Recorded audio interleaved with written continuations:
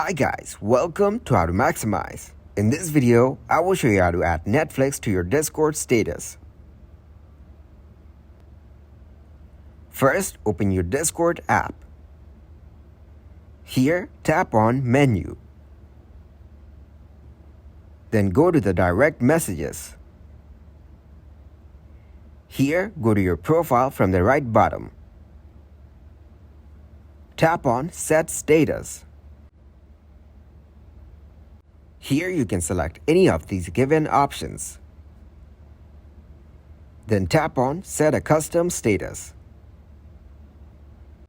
Now type your status in this box. I'm typing Now Playing Netflix. Also, you can select the time when it will be created.